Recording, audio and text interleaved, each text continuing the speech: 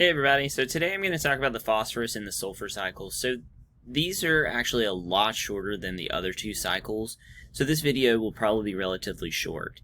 So we've talked about the nitrogen cycle before, and we talked about the carbon cycle before, and if you haven't talked about the nitrogen cycle yet in class, we're going to do that on your in-person day.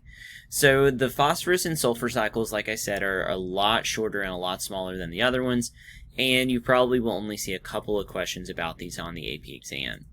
Alright, so why do we need phosphorus in our bodies?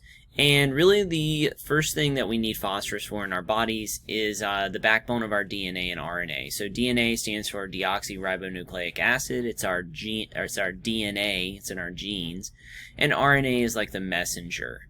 If you've ever heard people talk about the sugar phosphate backbone of your DNA, we need phosphate, which is a form of phosphorus, in that.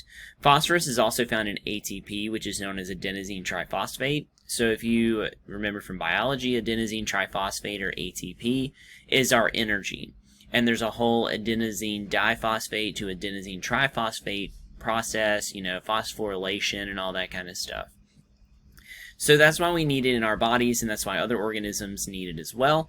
So phosphorus is actually what they would call a limiting nutrient in agriculture, and most of the time it's a limiting nutrient because there's just not a lot of it. So then when you add it to something, like your crops or something, it can make them grow really quickly.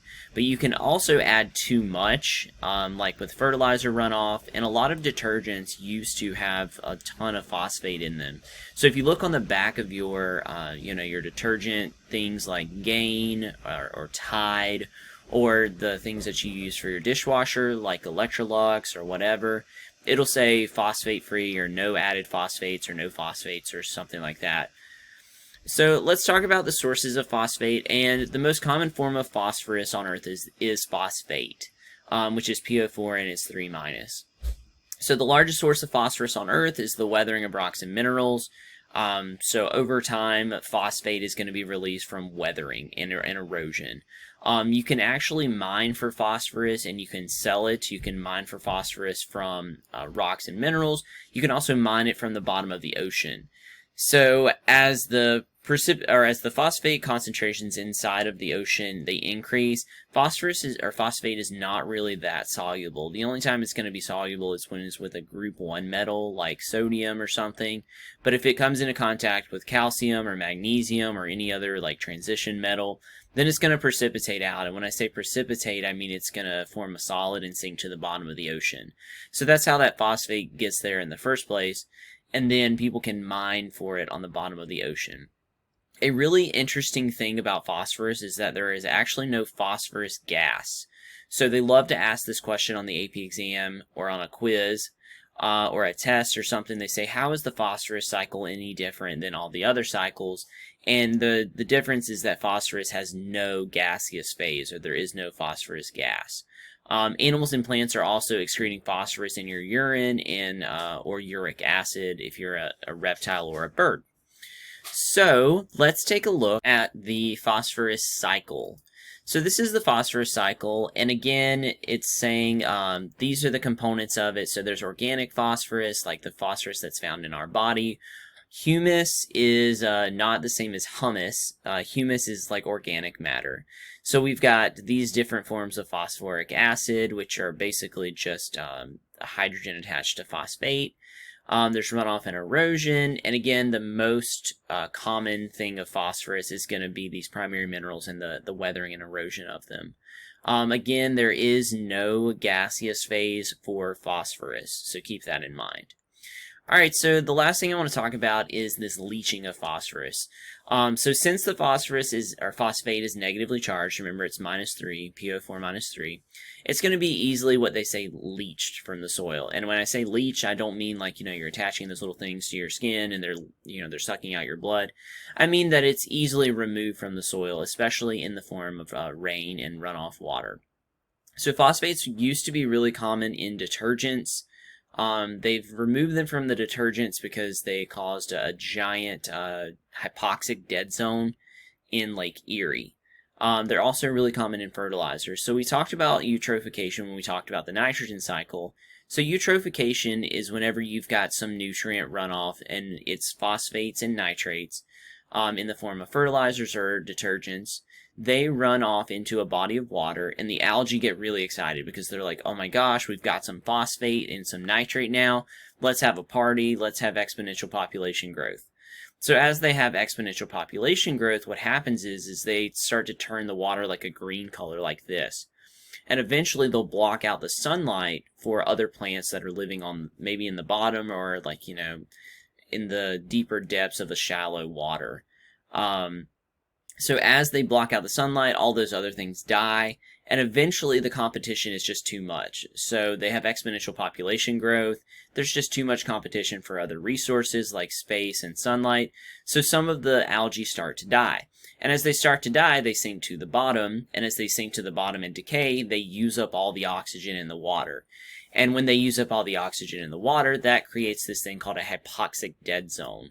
And this hypoxic dead zone is just going to be where the dissolved oxygen in the water is approaching zero.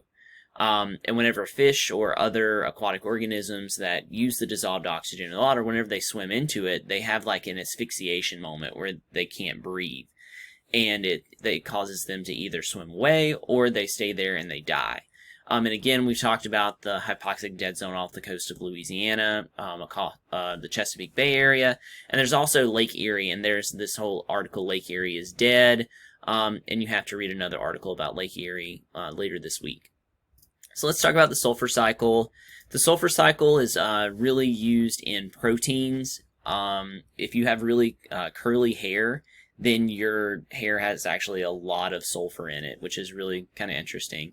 What happens is in your hair, the reason it curls is because the sulfur form these things between each other called disulfide bridges, and it's kind of like an intermolecular force. So just kind of a fun fact for you. Most sulfur is going to exist in the form of sulfate. So sulfate is SO4 2-, and again, we've got weathering and erosion that allows sulfate to be absorbed. So this is the sulfur cycle. Again, the most common form of atmospheric sulfur is going to be sulfur dioxide, which I have a slide about here in a second. You can also have hydrogen sulfide gas, and hydrogen sulfide gas is going to be H2S. That's like the rotten egg smell that you smell whenever you go to the like the coast.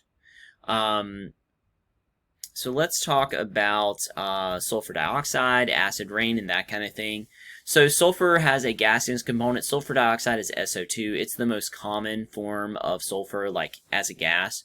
Again, there is hydrogen sulfide, which is H2S, and that is also a gas. Sulfur dioxide also can be released by volcanic eruptions. What's really interesting is that sulfur dioxide has the ability to like block out the sun or block out a portion of the sunlight. And we'll talk about that later when it led to like a mass extinction on Earth.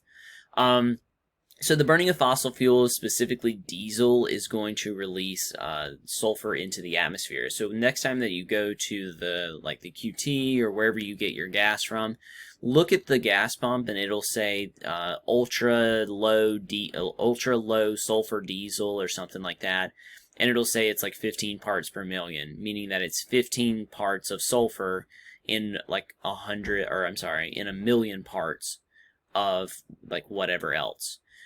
So in the atmosphere, whenever sulfur dioxide is emitted, it is then converted into sulfuric acid, which is H2SO4. And then whenever this acid mixes with rainwater, it substantially decreases the pH of the rain. And then it lowers the pH, and then that falls onto the soil, and the soil pH goes down, and you know how that goes, releasing some aluminum that becomes more soluble, and then the aluminum hydrolysis reaction. And before you know it, the cation exchange capacity of your soil is just so low.